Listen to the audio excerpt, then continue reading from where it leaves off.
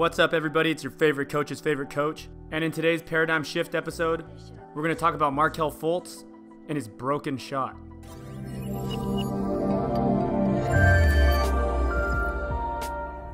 How did Markelle Fultz go from being the #1 pick in 2017 with a 41% three-point field goal percentage in college, drawing comparisons to James Harden, end up shooting like this?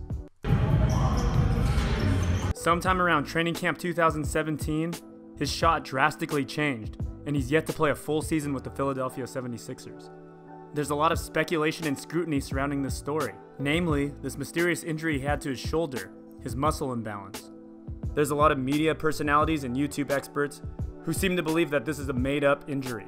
They tend to subscribe to this conspiracy that he had a motorcycle accident. Whether or not this is true, we definitely will never know.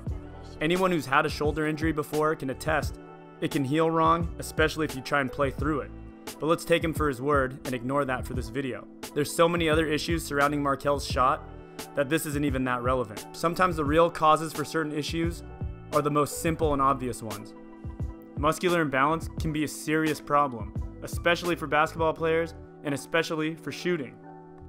If you don't think it's a big deal or it's a made-up injury like the media would have you believe, you simply don't know the severity of the problem. Muscular imbalance is one of the biggest causes for basketball-specific injuries.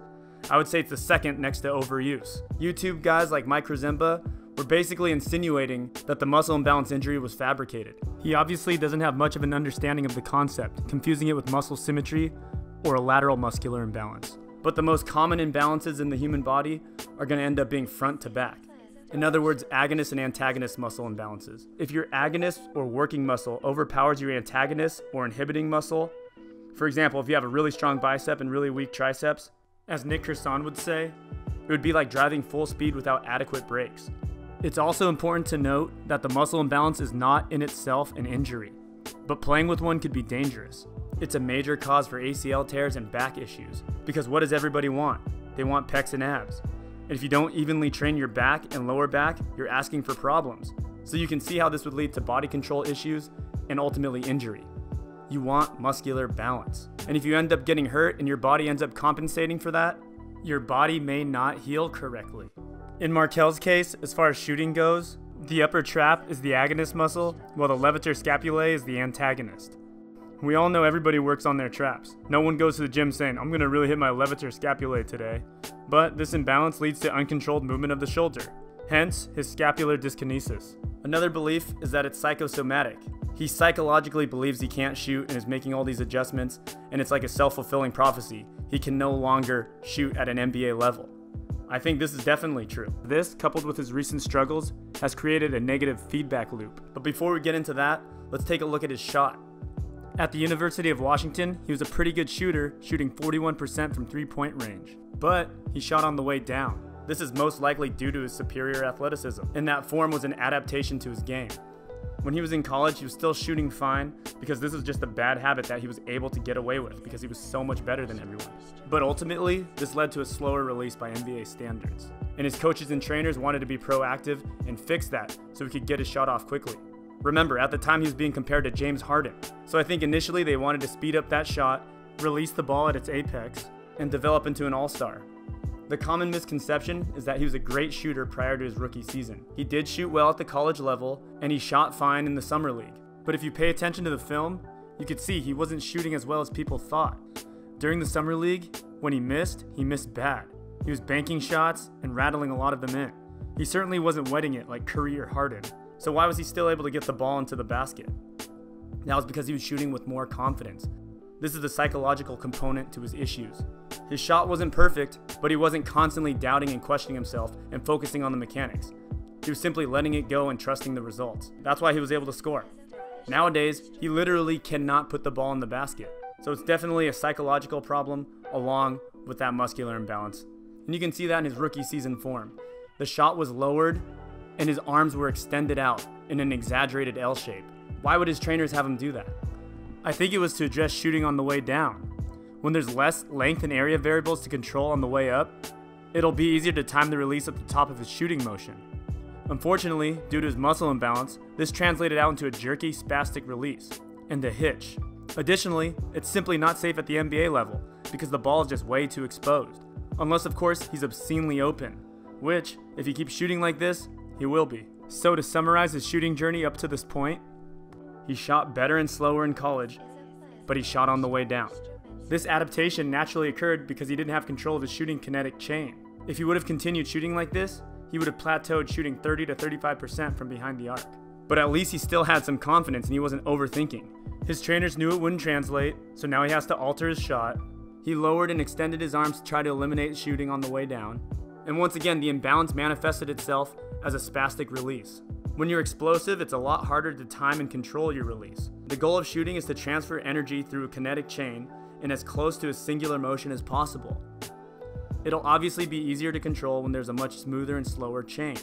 Either way, he ended up changing his shot, and now, as a result, he ended up developing a hitch. This hitch comes from not being able to commit to his shot, trying to control that springy kinetic chain and consciously trying to avoid shooting on the way down.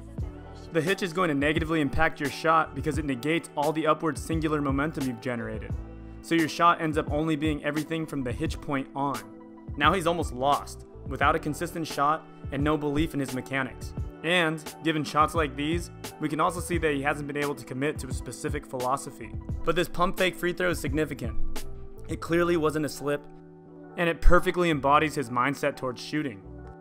There's too many chefs in the kitchen, and there's too much advice coming from everywhere. This ridiculous tapping motion routine has to be some sort of strategy to negate that upward explosive momentum and find his correct release point. He's consciously thinking about that hitch. So during free throws, when he has adequate time, anytime he feels like he's going to have that hitch, he just resets his shot. He's either doing that, or he's using that first pump to gauge where the hitch is going to occur, and then corrects it on the second attempt. This is a clearly misguided approach, and definitely shows his lack of confidence right now. Some of you might be thinking, if his teammates are aware of him shooting like this, why did they box out so early? I think that's just because they had a pretty good idea that that ball was going to be live. If you watch Simmons in the lane, he wasn't even looking at Fultz. Anyways, think of the hitch as the byproduct of him addressing the form part of his problem, but not necessarily the muscular imbalance part. Not only is the muscle imbalance dangerous, it's also a very common cause for bad shooting. I see it in my players all the time. It's not Drew Hanlon's fault, and he simply needs to address it. But what did he do this offseason? He went and got jacked. This will ultimately create more muscular imbalance. Great shooters are not jacked. The process of heavy weight training nurtures muscle imbalance, as it's very difficult to evenly work the entire body in coordination with any kind of isolated exercise. Think about it. Are Clay, Steph, and KD jacked like this? No. This isn't a coincidence.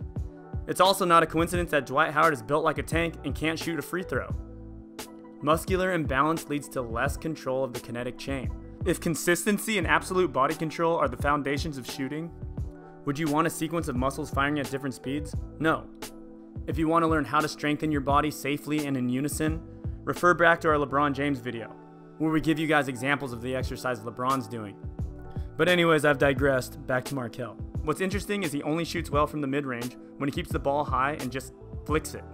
His mid-range contested jumpers and turnarounds work well for him because he's still able to use his assets and pattern grooves from his previous shot, which is using his athleticism to his advantage, shooting at any point during the shot, top, middle, bottom, depending on the position of the defender.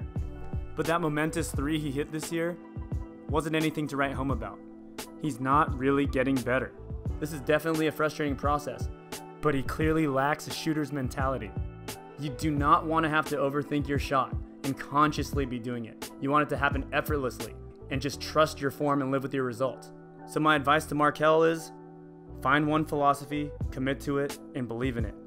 Be patient. Rushing this process will only hurt you. You're going to have results, but they're going to come slow. I am aware of the fact that it's almost do or die for him, but it's literally the only course of action. Now there's rumors going around that he wants to be traded and have a fresh start, or take time off to see a shooting specialist. Honestly, this would probably be a good idea.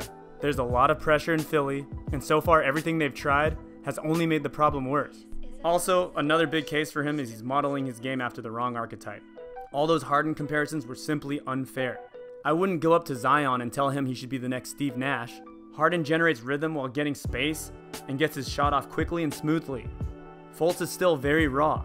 He needs to model his game after Jason Kidd or D Rose. They're similar position, they have a similar build, but it's also important to note, It took decades for Kidd to become an NBA level shooter.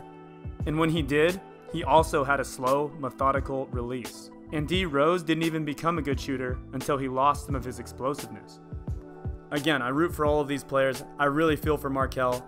I'm a UW fan. I really want him to succeed. But unfortunately, this is another example of how the basketball community's unwillingness to evolve is hurting careers. For example, lifting for mass creates muscle imbalances, which leads to injuries, and it's not even necessary in today's game. If Markelle was trying to be Jason Kidd right now, he'd be in a much better position.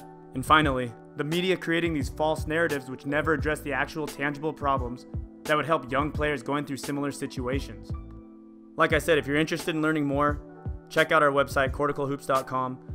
Our focus is to think outside of the basketball community's conventions to optimize the performance of our players and coaches. We learn from science, not the opinions of former players and dumbass Stephen A. Smith. As always, if you guys liked, please subscribe and share, and we'll see you guys on the next one.